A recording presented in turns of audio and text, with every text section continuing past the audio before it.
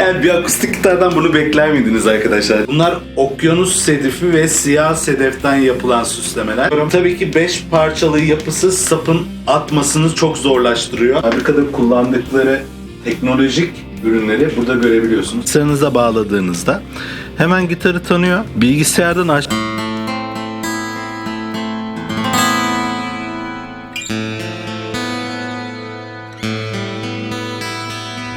Merhaba koçlar, nasılsınız? Bugün sizlere yeni akustik gitarımı tanıtmak istiyorum. Truman markasından, Wings serisinden 980 TF. Kanalı sıkı takip edenleriniz varsa bilirler. Daha önceden Truman markasının başlangıç serisindeki bir gitarını tanıtmıştık ve o gitardan çok memnun kalmıştık. Harika tonları vardı. Bugün elimde orta segmentten bir gitarı var. Orta segment dediğime bakmayın. Üst segmente göz kırpan özelliklere sahip bir gitar. Ama yine de tam bir fiyat performans canavarı. Biliyorsunuz ilk videoda Truman markasını detaylı bir şekilde incelemiştik. Sizlere fabrikalarını göstermiştim. Nasıl CNC ile gitar ürettiklerini, nasıl büyük bir fabrika açtıklarını, işçiliğe nasıl dikkat ettiklerini ve üst segment gitar kalitesinde nasıl gitarlar ürettiklerini sizlere göstermiştim. Eğer o videoyu izlemediyseniz kartlar bölümüne bırakacağım. Truman markasını da tanımak için mutlaka o videoyu izleyin derim. Ben kendim için Wings serisini seçtim. İsminden de anlaşılacağı üzere birazcık böyle özgürlükçü bir seri. Daha çok böyle sahneye bol çıkanlara hitap ediyor.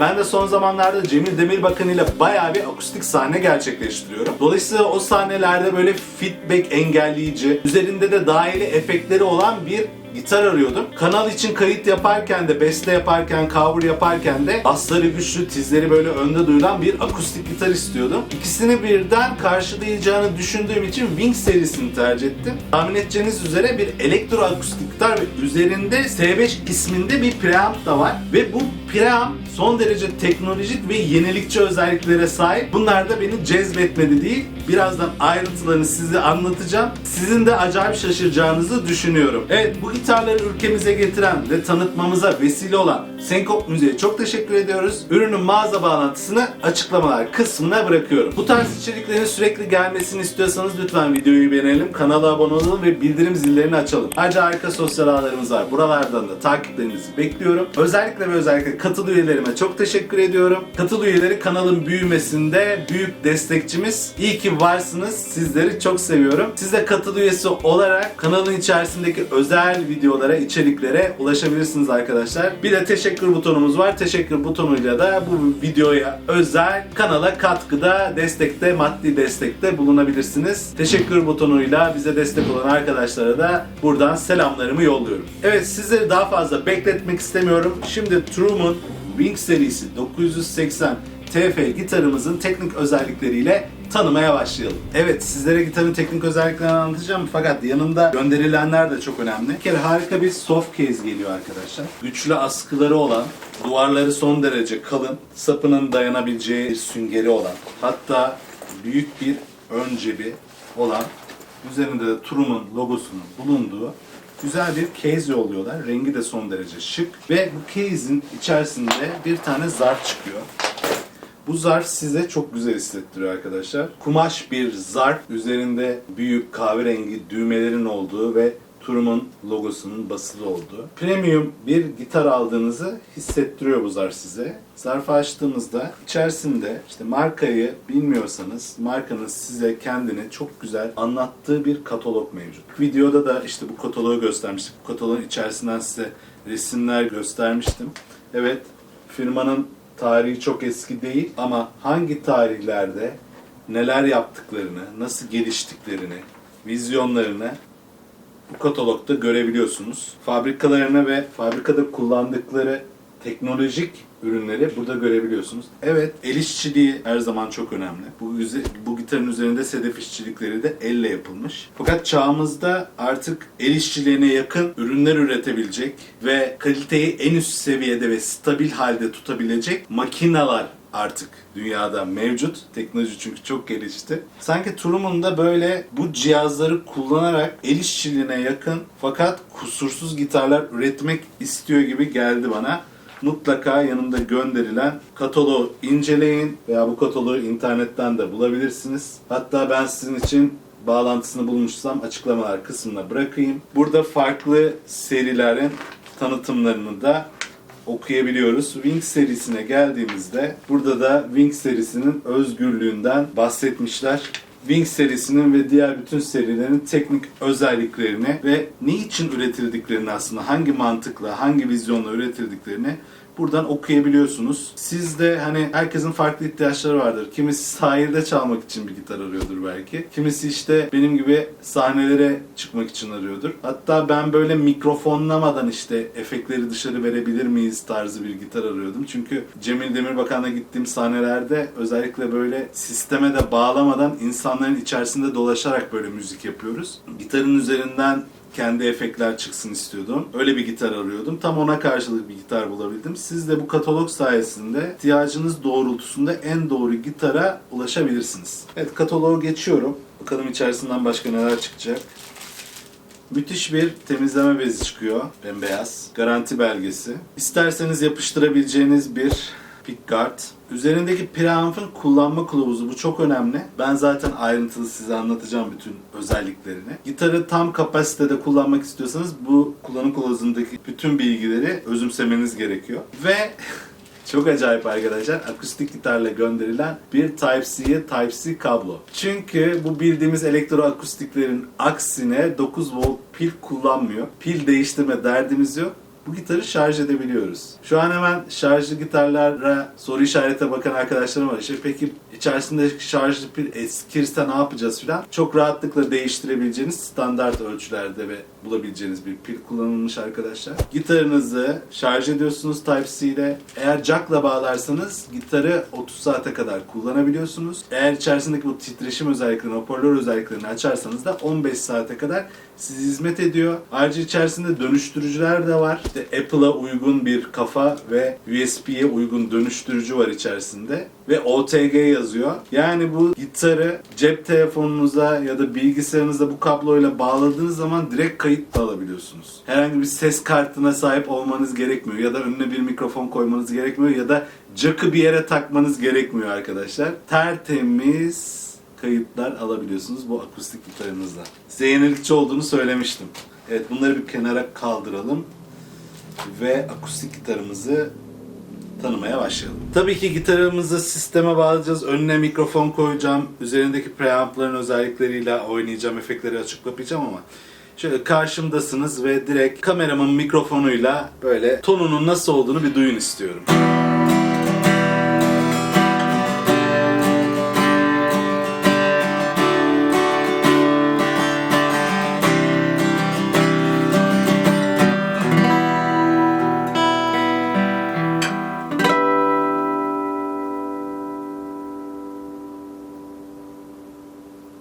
Sustain gerçekten güzel. Uzayıp gidiyor tonlar. Evet, şimdi teknik özelliklerinden sizlere bahsedeyim. Gitarımın kasa tipi Grand Auditorium. Modern cutaway formuna yakın. Kesimi de Venetian cutaway. Yani bu şurası yumuşak kesim. Gördüğünüz gibi simetrik değil. Burada bir oyukluk var. Bu oyukluk sayesinde tiz perdelere çok daha rahat bir şekilde ulaşıp buralarda solo çalımlar, hatta buralardan böyle akor basımlarını çok daha rahat bir şekilde yapabiliyorsunuz. Ben özellikle ince perdelerde solo atabilmek için bu kesimi tercih ediyorum. Gövde derinliği 11,5 cm. Ön kapağında 1. sınıf Sitka ladini kullanılıyor. Benim modelde arkası ve yanlar Hint gül ağacından yapılma. Siz farklı modellerde Maun'da seçebilirsiniz. Bu arka rosewood ve yan rosewood gül ağacı seçilmesi bas frekansları bayağı bir destekliyor. Özellikle açık akorları çaldığımızda dolgun, gövdeli ve zengin bir ton elde ediyoruz.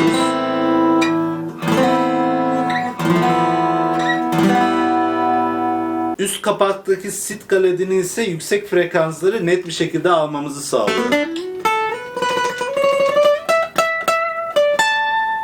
Rosewood zengin armonikler almamızı sağlıyor. Ben birazcık gitara sert de vurabiliyorum. Sitka'da bu sert vuruşlara güzel bir karşılık veriyor. Zaten en çok tercih edilen kombinasyonlardan bir tanesi Sitka Ladini ile gül ağacı kombinasyonu. Klavyemiz ve köprümüz de gül ağacından. Üzerinde harika süslemeler olduğunu görüyorsunuz. Bunlar okyanus sedifi ve siyah sedeften yapılan süslemeler. Burada uçuşan tüyler var ve 12. perdede büyük bir tüy figürü koymuşlar. Yine aynı şekilde kapağın üstünde de el işçiliğiyle yapılmış harika bir tüy deseni var. Wings serisine yakışır bir dizaynı var ve el işçiliği var gitarın. Sapa gelecek olursak gerçekten çok uğraşılmış bir sap. Maundan 5 parça maundan yapıştırılmış ve güçlendirilmiş bir sapla karşı karşıyayız. Kafayla sap birleşiminde de bir çıkıntı görüyoruz. Buradaki bu çıkıntı ton aktarımını desteklemek amaçlı olduğunu düşünüyorum. Tabii ki 5 parçalı yapısı sapın atmasını çok zorlaştırıyor. Sıcaklık değişimlerine karşı, mevsim değişimlerine karşı çok dayanıklı bir sap. Özellikle bol seyahat eden, bol sahneye çıkan, farklı şehirlerde sahne alan arkadaşlarım varsa çok nadir sap ayarı yapmaları gerekecektir. Onlara son derece güzel bir şekilde hizmet edecektir bu gitar. İki eşiğimiz de kemikten arkadaşlar. Gerçek sığır kemiğinden yapılmış üst ve alt eşiklerimiz bulunuyor. Tabii ki bu eşikler entonasyon için son derece güzel bir şekilde ayarlanmış ve kesilmiş. Gitar bize fabrikadan 0-12 telle geliyor ve Dadario'nun kaliteli bir serisiyle geliyor. Kaplamalı tellerle geliyor. Dolayısıyla size ulaştığında tellerin üzerinde hiçbir pas görmeyeceksiniz. Ve fabrikadan aldığınız bu gitarın tellerini de uzun süre kullanabileceksiniz bu sayede. Tel yükseklikleri de fabrikadan ayarlanmış bir şekilde geliyor. 12. perdede ince mi telimizin yüksekliği 2.2 mm iken kalın mi telimizin yüksekliği de 2.5 mm'ye ayarlanmış bir şekilde bize ulaşıyor. Şimdi gitarın preamfisi, elektronik aksama ve manyetikleri hakkında birazcık konuşmamız gerekecek. Çünkü karşımızda değişik bir sistem var. Daha önceden alışık olmadığınız bir sistem. Yeni bir teknoloji. Buna Double SFT5 diyorlar. Bu Truman'ın kendi üretmiş olduğu bir preamp ve teknoloji. Farklı markalarda buna benzer ürünler üretilmeye başlandı. Burada Double demek içerisinde iki tane manyetik türü olduğunu anlatıyor. Bir tanesi piezo manyetikler. Her telden çıkan sesi ayrı ayrı bu manyetikler duyabiliyor. İkincisi de bir mikrofon olması içerisinde ve doğal akustik tonu o mikrofonla yakalayabilmesi. Bunların ikisini mixleyerek dışarıya Type-C ile USB kablosundan ya da bildiğimiz jack çıkışıyla dışarı bu iki manyetikle üretilmiş sesi verebiliyor. Tabii ki bunları işleyebiliyoruz. Bu arada SFT de şu demek, Same Frequency Trans. Bu SFT ne işe yarıyor onu bilmemiz önemli. Burada bu preamp gitarın piezo ve mikrofondan gelen sinyali alıyor. İçerisinde küçük bir titreşim sürücüsü var ve bu sinyalleri mekanik olarak titreşime sokuyor. Üzerinde kattığımız efektlerle beraber gitarı aslında ekstradan titreştiriyor gövdesini. Böylece gitarın kapağı aslında bir hoparlör gibi davranmaya başlıyor. Reverb olsun, delay olsun, chorus efektleri olsun gitarın içerisinden doğal bir şekilde duyulmaya başlıyor. Başka markalarda farklı isimler olabilir. Truman bunu SFT olarak isimlendirmiş. Şimdi bu sistemin içerisinde hem piezo hem de mikrofon olması önemli. Çünkü böylelikle çok daha doğal bir şekilde ve çok daha zengin bir şekilde çalımlarımızı yakalayabiliyor. Tellerin sesini yakalayabiliyor gitar ve dışarı bunu aktarırken de çok daha kaliteli bir şekilde, çok daha doğal bir şekilde bu aktarımı sağlayabiliyor. Yani sisteme bağladığınızda ya da sisteme bağlamadan içerisindeki titreşim mekanizmasını kullanıp sesini yükselttiğinizde bu mekanikliği çok daha doğal bir şekilde tınlıyor. Tabii ki bu geleneksel gitarlara alışmış insanlar için birazcık garip gelebilir. Bunlar yeni sistemler ama bu yeni sistemler sayesinde de işte bakın burada delay efekti var. Bu delay'i gitarı hiçbir yere bağlamadan duyurabiliyoruz. Şimdi üzerindeki düğmeler hakkında da birazcık konuşalım. Burada bir volüm potansı var. Buna basılı tuttuğumuzda gördüğünüz gibi buradaki Type-C etrafındaki ışığın söndüğünü görüyoruz. Şu an gitarımız normal bir akustik gitar gibi davranmaya başladı. İçerisindeki mikrofonlar artık çalışmıyor. Titreşim sistemi, hoparlörü çalışmıyor. Normal gitar gibi kullanabiliyoruz. Volüm tuşuna basılı tuttuğumuzdan itibaren, ışığı yandığı andan itibaren artık içerisindeki sistemde çalışmaya başladı. Bu içerisindeki hoparlörün ses yüksekliğini buradaki volüm tuşu ile ayarlayabiliyoruz. İçerisinde piezomanyetik her zaman çalışıyor. Diğer normal mikrofonu da seviyesini belirlemek için buradaki mikrofon potansını çevirebiliyoruz. Tamamen kapattığınızda piezomanyetikler sadece devrede oluyor. Açtığınızda ise %20, %30 kadar bir mikrofon doğal tonu sisteme katılmış, dahil olmuş oluyor. Eğer çok feedback yaparsa sahnede bu mikrofonu azaltarak o feedback'i yok edebilirsiniz. Bir de ton potansımız var. Bu ton potansı da saat yönüne çevirdiğiniz zaman gitarın tizlerini ve basslarını arttırıyor. Saat yönünün tersine çevirdiğiniz zaman da tiz ve bassları azaltıp daha natural bir ton elde etmemizi sağlıyor. Altta da 2 tane efekt potansımız var. Bir tanesi reverb'leri yönetiyor. Room reverb verebiliyoruz. Daha oda içerisindeki tınlamayı simüle etmesi için. Ya da bir konser ortamı gibi derin bir reverb istiyorsak, geniş reverb'ler istiyorsak hall kısmına geçip bu reverb'ı arttırabiliyoruz. Mesela arpej çalımları yapacağınız zaman hall'a geçip ambiyansı arttırabilir.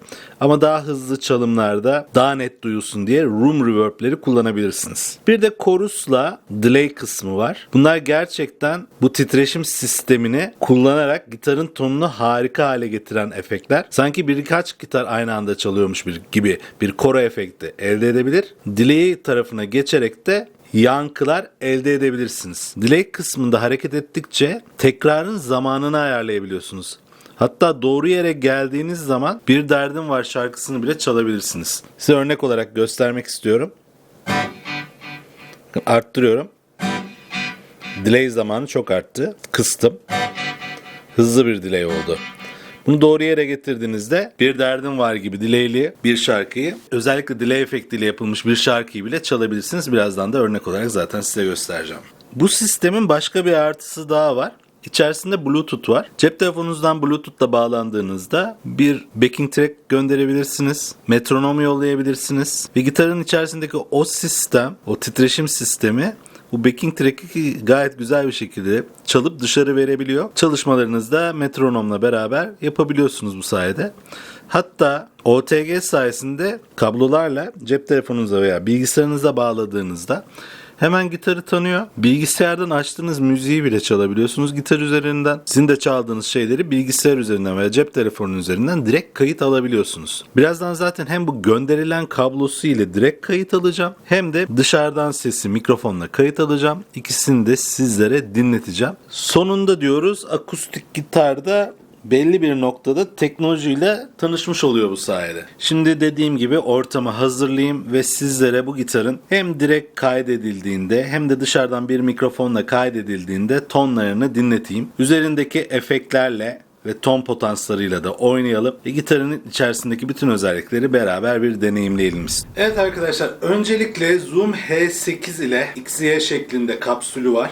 Gitarın doğal tınısını size dinletmek istiyorum. Daha sonra gitarı USB kablosu ile, Type-C kablosu ile bilgisayara bağlayacağım. Efektlerini açacağım. Zoom'dan kayıt yapmaya devam edeceğim. Hem dışarı efektleri doğal olarak nasıl veriyor, hem de sistemde direkt bağlı olduğunda mikrofonlarıyla piezomanyetikleri nasıl kayıt yapıyor, beraber deneyimleme imkanı, duyma imkanı bulacağız. Şimdi dediğim gibi hiçbir şey açık değil. Gitarın doğal tınısı bu şekilde tınlıyor. Elimde pena var, yumuşak bir pena. Sonra parmakla da çalarım. Sert bir penayla solo da atarım. Hepsini deneyelim istiyorum.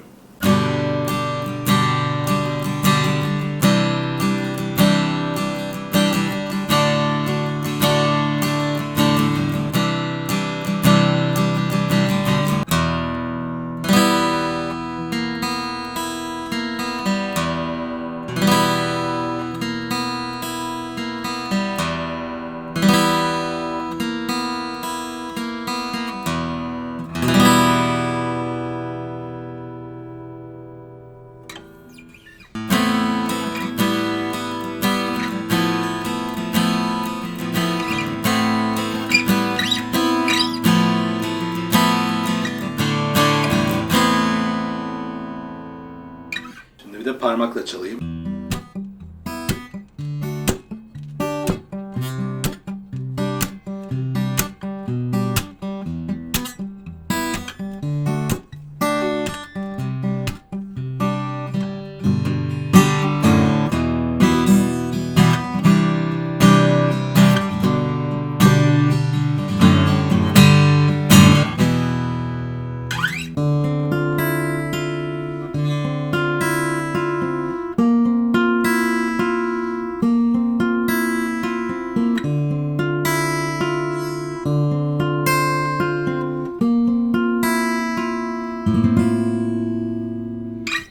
de sert penayla çalmak istiyorum.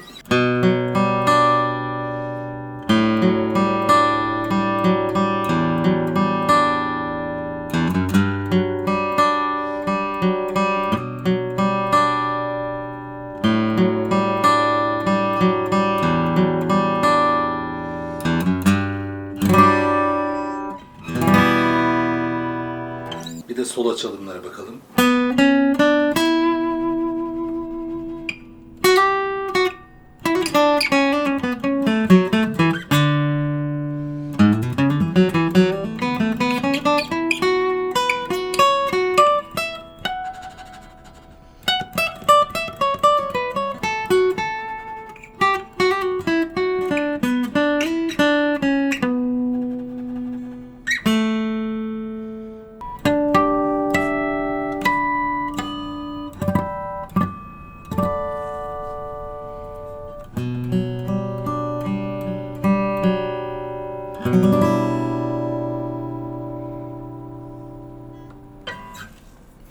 Evet, şimdi gelin bakalım sisteme bağlayalım. Üzerindeki efektleri açalım. Ve bakalım nasıl tonlar elde edeceğiz, beraber görelim. Evet, kabloyla bilgisayarıma bağladım ve direkt kayıt alıyorum. Cep telefonunuza da bağlayabilirsiniz. Tertemiz kayıt alabilirsiniz. Şimdi Bluetooth'tan akustik gitarıma bağlandım. Evet, Bluetooth'tan akustik gitarıma bağladım ve metronom açacağım. Bakın şimdi dinleyin.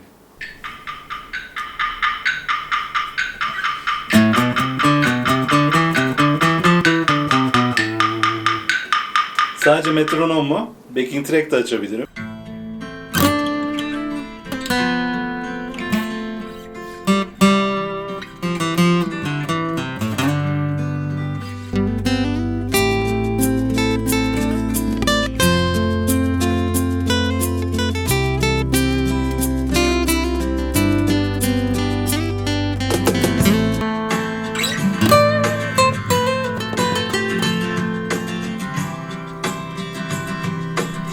Gördüğünüz gibi bayağı müziğin sesini dışarı veriyor. Size de güzel geliyor mu bilmiyorum mikrofonda. Ama ben durduğum yerde bayağı müziği duyuyorum temiz temiz. Üzerinde gitarımı çalışabiliyorum. Yani egzersiz yapmak için gerçekten güzel bir seçenek de olmuş bu gitar. Şimdi gelelim asıl bombalara. Efektler kapalı, ton ortada, mikrofon ortada.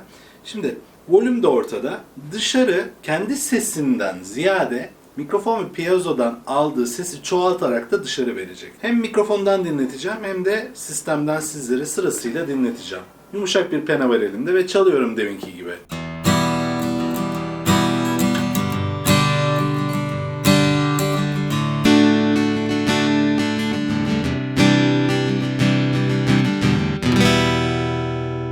Ben gitarın titreştiğini vücudumdan hissedebiliyorum bu arada. Şimdi açıyorum sesi. Bayağı sonuna kadar açacağım. Fark gelecek mi bakalım size.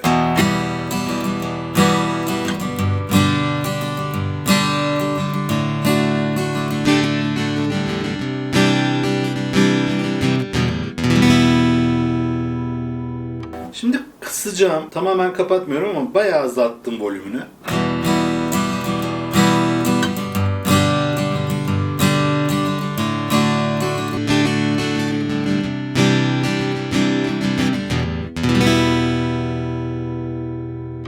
Şimdi normal ayarlara getiriyorum. İçerisindeki mikrofonu sonuna kadar açacağım. Şimdi bu doğal tınıyı biraz daha arttırabilir. Deneyelim bakalım.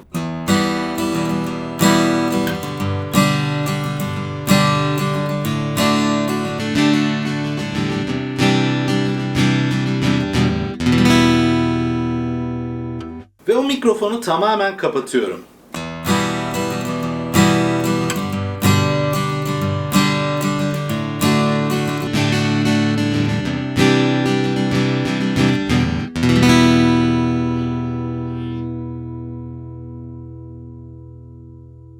Evet, mikrofon çok etkili değil belki ama o hafif doğal tınıyı alıp vermede işimize yarabilir. Burada sahnede eğer feedback yaparsa çok, böyle bir feedback'e yakalanırsanız ne kadar engelleyici olsa bile içerisinde, bu mikrofonu kısmanızı öneririm. Şimdi ton potansiyelini sonuna kadar arttırıyoruz. Bu bassları ve tizleri arttıracağını düşünüyorum.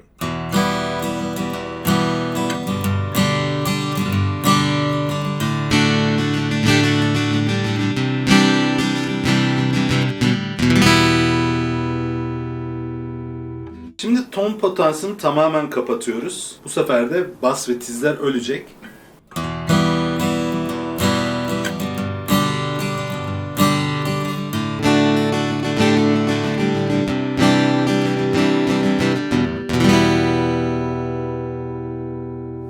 Gitarın agresifliği biraz azaldı. Ton potansiyelini yine ortaya getirdim. Şimdi arkadaşlar efektleri deneme zamanı. Şimdi şok olacağımız kısımlara geliyoruz.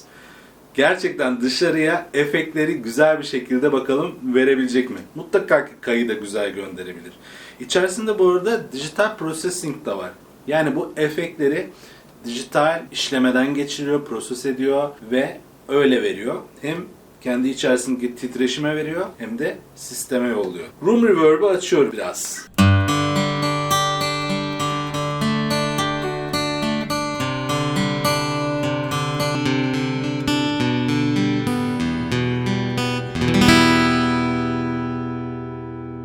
Hissedilmeye başladı. Biraz daha arttırıyorum.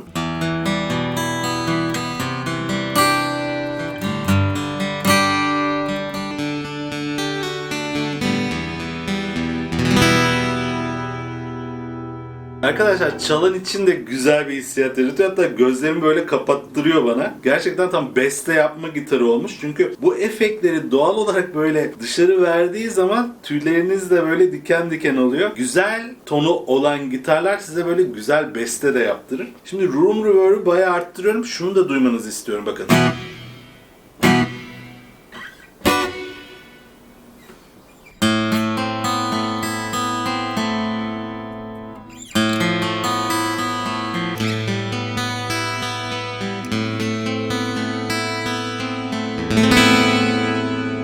Şimdi room reverb böyle ortalarda tutarak ritim de çalabiliriz.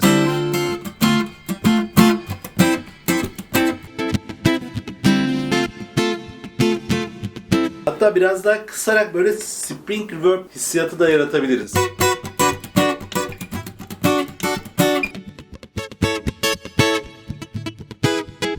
Şimdi whole reverb'e geçiyorum. İşler bayağı bir yoğunlaşacak. O dağılımı arttıracak mı bakalım.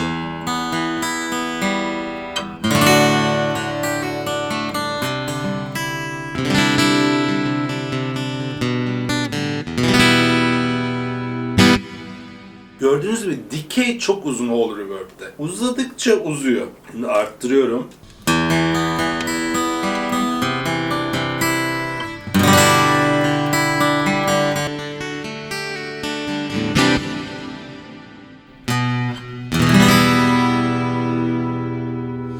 Tabii ritim çalarsanız bu uzun ambiyans iç içe geçecektir. Ortam birazcık karışacaktır. Yani ritimde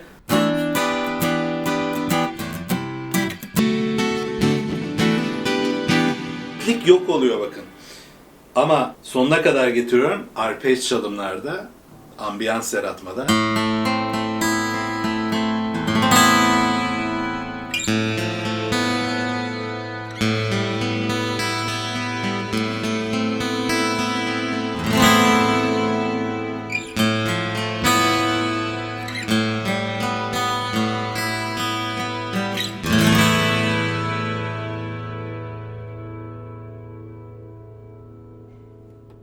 Devam ettikçe diyor.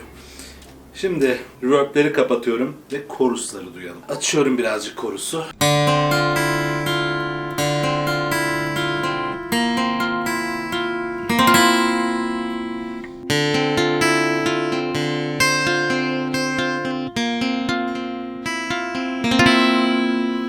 Chorusu arttırıyorum.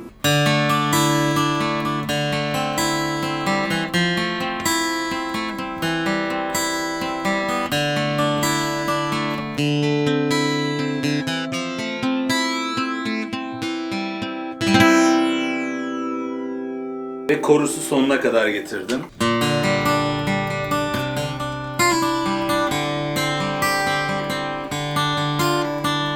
Ve parmakla da çalayım.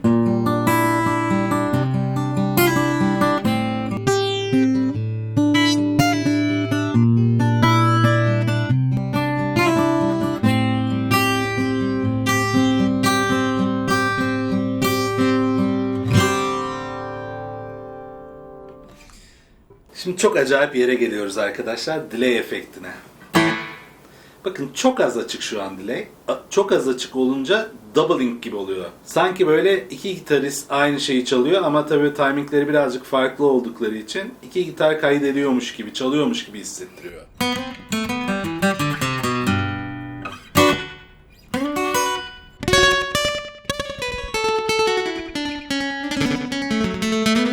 Bu tür şeylerde biraz daha açayım bakın. Şöyle bağlama gibi filan hissiyatları yaratabiliriz.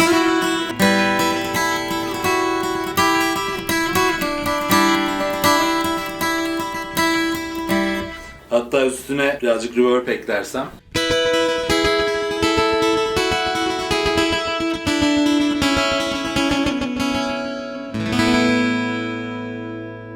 Şimdi delay'i biraz daha arttırıyorum. Duymaya başlayacağız artık tekrarları.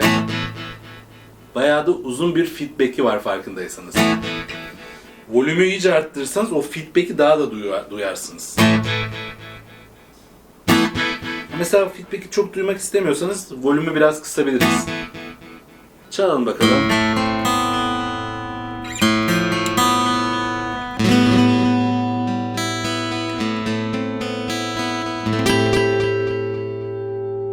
Şimdi delay'i ayarlıyorum. Bakalım bir derdim var, çalabilecek miyiz Mor ve Ötesi'nden.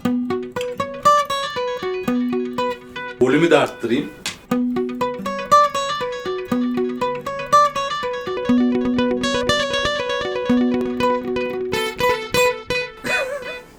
Yani bir akustik gitardan bunu bekler miydiniz arkadaşlar? Teknolojinin geldiği nokta gerçekten inanılmaz. O kadar doğal bir şekilde veriyor ki dışarı bunu. Çok hoşuma gitti. Peki delay'i sonuna kadar zorladığımızda bakalım ne kadar uzun olacak?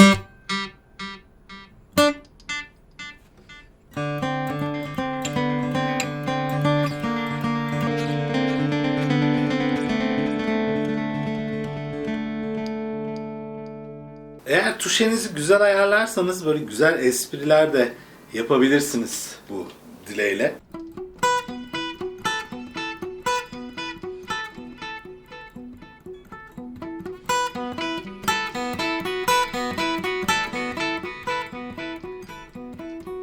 Hatta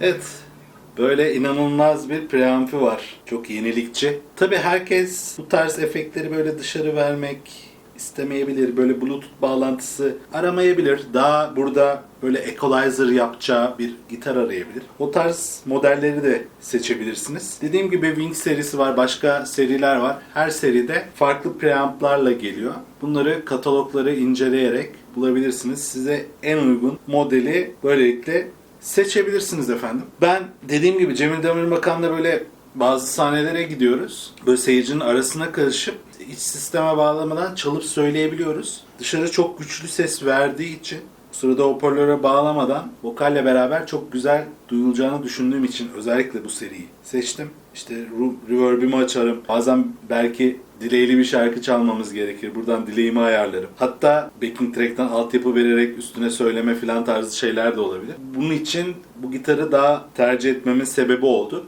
Siz belki daha farklı ayarlar üzerinde olsun istiyorsanız. Hani ton ayarları daha detaylı olsun. Üzerinde bir equalizer 5 bantlı, 4 bantlı, bilmiyorum 3 bantlı bir equalizer olsun istiyorsanız o tarz preamp'lı olan modelleri de seçebilirsiniz. Evet, benim gitar üzerinde anlatacaklarım bu kadardı. Demolarımız da bu kadardı. Umarım yararlı olmuştur. Umarım keyif almışsınızdır. Şimdi dilerseniz kapanışa geçelim. Evet Koşar, bir videomuzun daha sonuna geldik. Biliyorsunuz akustik gitar içerikleri biraz daha nadir geliyor. Nasıl? Truman'ın Wing serisi akustik gitarları hoşunuza gitti mi? Siz Truman gitarlarına sahip misiniz?